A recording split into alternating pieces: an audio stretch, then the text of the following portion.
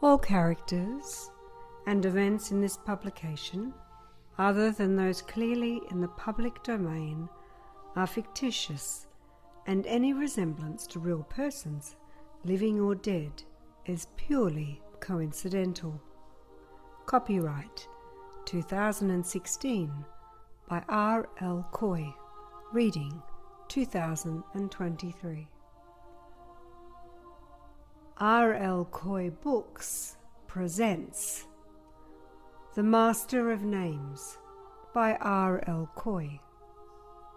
Chapter 2. A reading by Jeanette Coy. Part 1. Chapter 2. The Census. The growing group of boys standing outside the town hall marked the beginning of the census. The crowd murmured with confusion, expectation, and excitement. The envoy had arrived. He was wearing his usual attire, fussy, with shiny buckles clinking on his shoes, a plumed hat, and his lapel, both bearing the Shine Royal emblem. Holding a scroll out in front of him, he began to loosen the red ribbon tied around it. Unfurling it with a flourish, he announced, "Attention! The census is about to commence. All of the boys in single file, please, and follow me. We will begin momentarily." All of the boys, including Plum, shuffled forward and entered the hall. The town hall was where all the big decisions in Devane were discussed and settled. The building was an old stone building and looked almost like a church. It was probably the oldest building in Devane, and it was definitely the biggest. The boys who were of age, 300 of them by Plum's count, poured into the town hall in single file, then dispersed, taking seats wherever they could. Plum didn't realize that there were that many boys around his age in Devane. Finding a good seat up the front, Plum took his place. He wondered at his mother's absence, as she had been given a special invitation by Drake to attend the ceremony. Plum knew that she was going to square up some debts with Damien first, and he hoped that she would be back soon. This sort of thing hadn't happened before in their previous dealings with Damien. But Damien was always a very sporadic person, and did things when it suited him.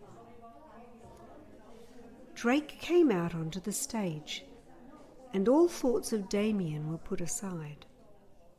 A hush fell over the crowd.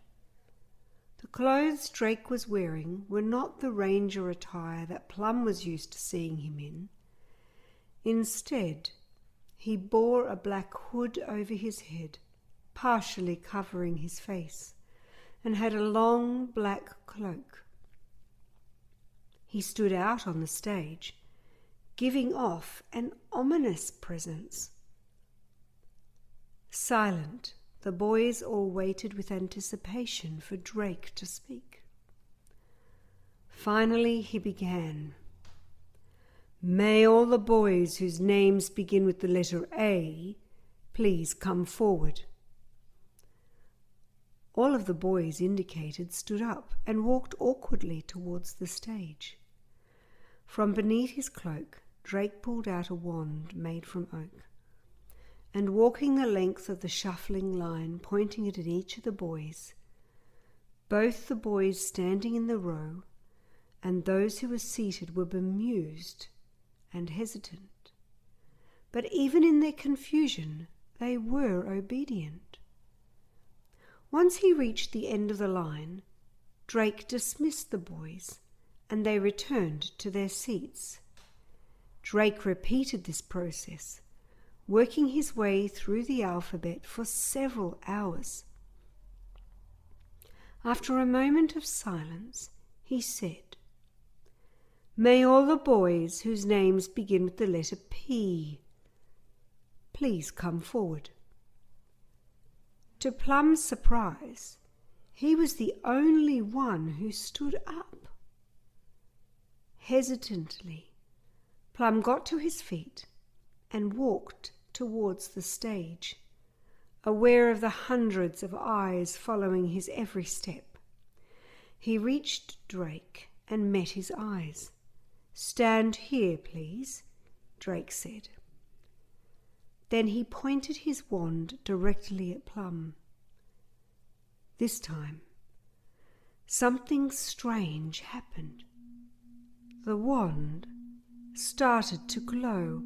A faint white light emanated out of it.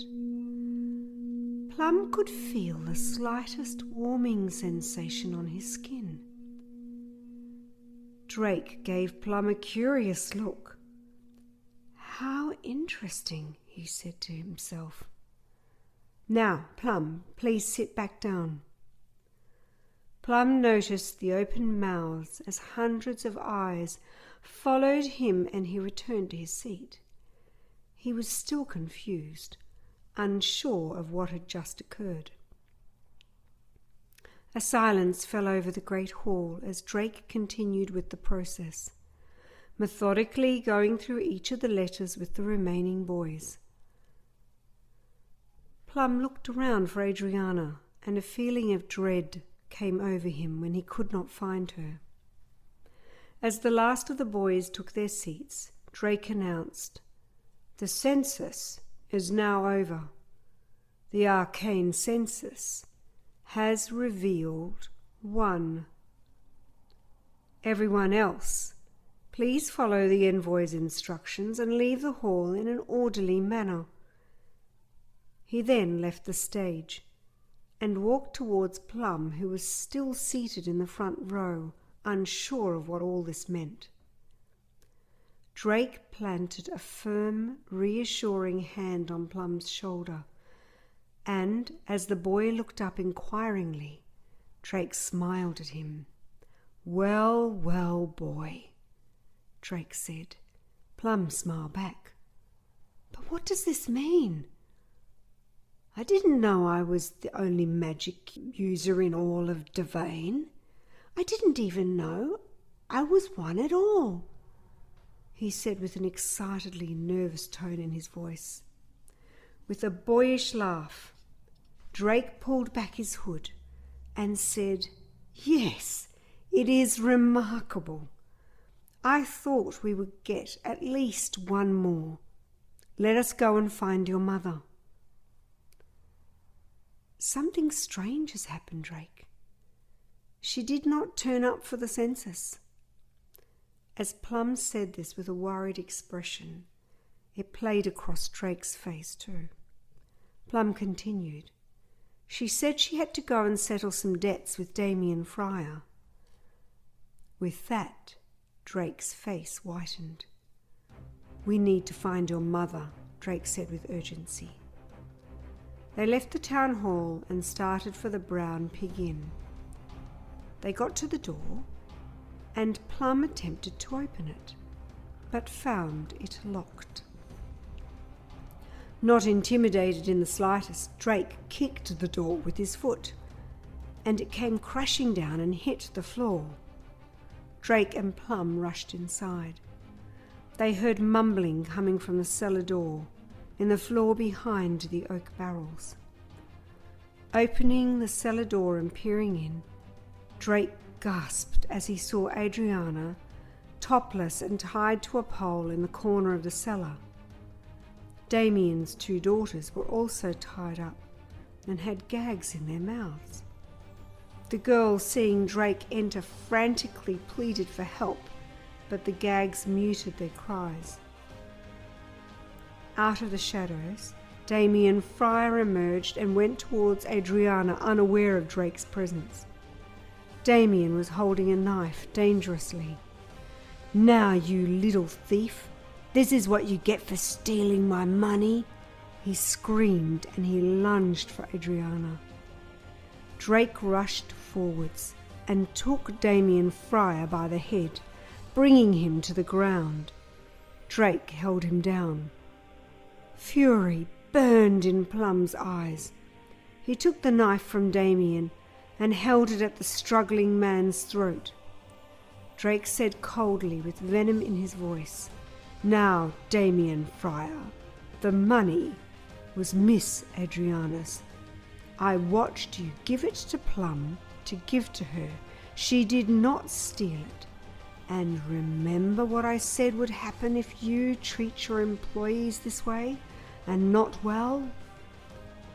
Well, now I will not only have to write a report to the government, but I will also have to lock you in jail for attempted rape and attempted murder."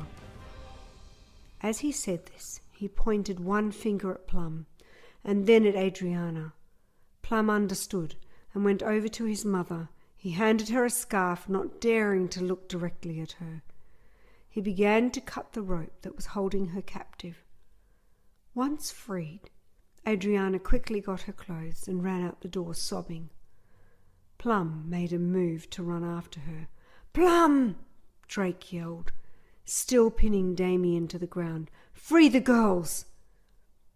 Plum did so quickly. As he was cutting the girls loose, Drake called, "Quickly, Plum! Get me some of that rope so I can restrain Damien." Plum brought a length of rope to Drake, who began to tie Damien's wrists together. Once tied securely, Drake imparted a forceful kick to Damien's backside. Instantly, Damien's back arched, and he stood bolt upright, the searing pain showing in his eyes as he was forced up the cellar stairs. Once he was out of the cellar, Drake pushed Damien towards the doorway. The door still lay where it fell on the floor from Drake's forceful kick. Drake paused and yanked the keys from Damien's belt. He turned and gave the keys to Damien's daughters, both of whom were still visibly shaken. "This is your place now, I hereby decree," Drake said. They both meekly responded, "Yes," but words failed them, as they were still shocked and catatonic from what they had endured at the hands of their father. Plum was shocked that Damien could do such a thing even to his own daughters.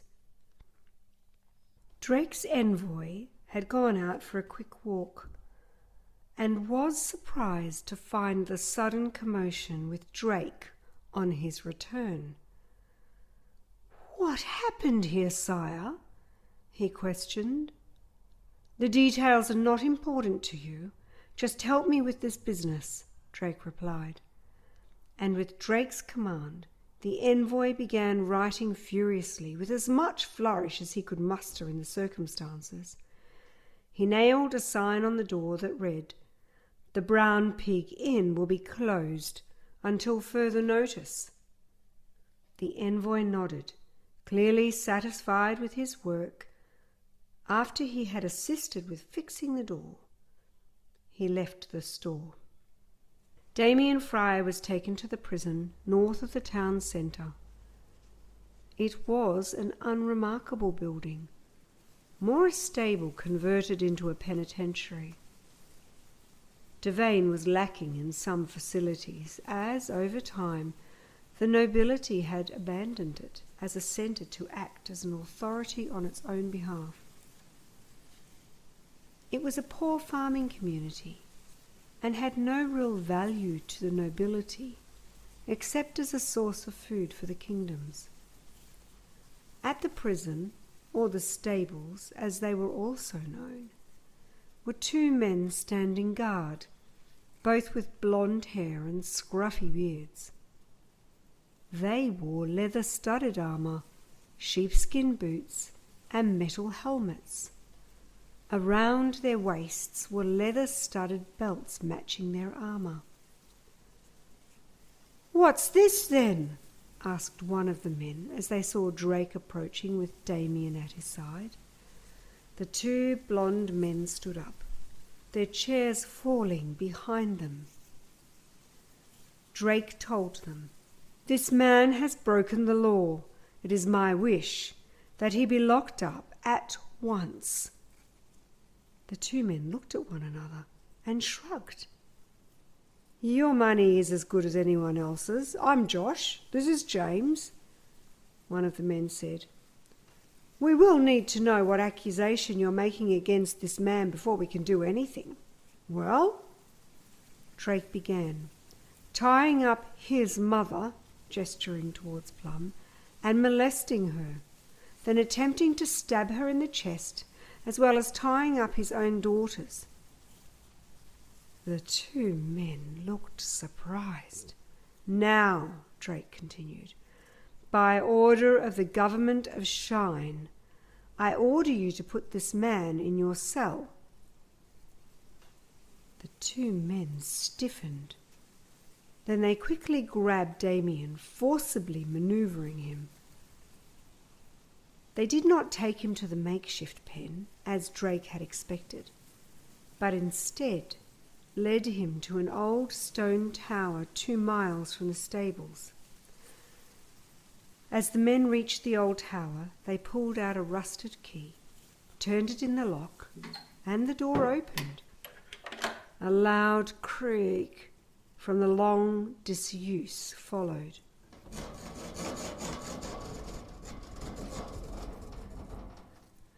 Pushing Damien Fryer inside the tower, the iron door was shut and locked. Back at the stables, they came over to Drake. "He is detained. Now to business.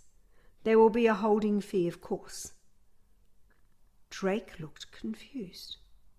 "Holding fee?" "Yes. The length of the sentence you're giving this man will determine the price of the detainment." Taking hold of one of the men by the neck, Drake's voice filled with anger.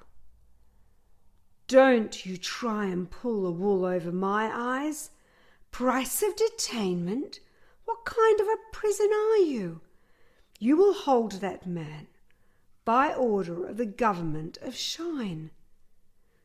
Using incredible acrobatic skill, he kicked one of the guards in the chest, still holding the other man with his right hand, and then threw him across the stables.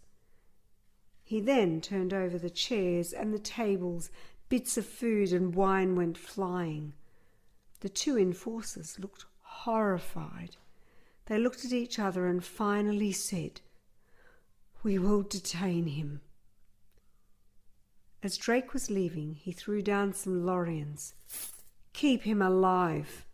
I will be writing a report about this prison and the need for governmental involvement."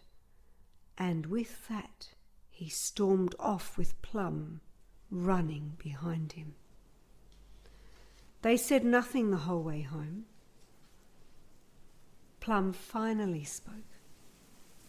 "Thank you. Thank you for saving my mother." Drake smiled.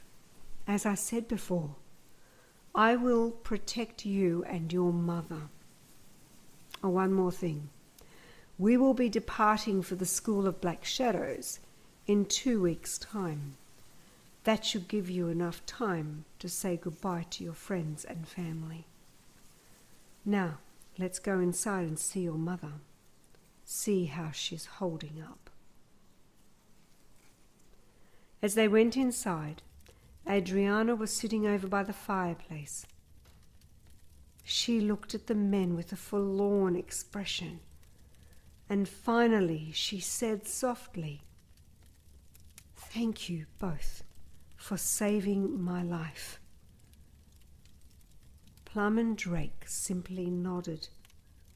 After a while, Drake said, "Adriana, your son has been found to have magical abilities.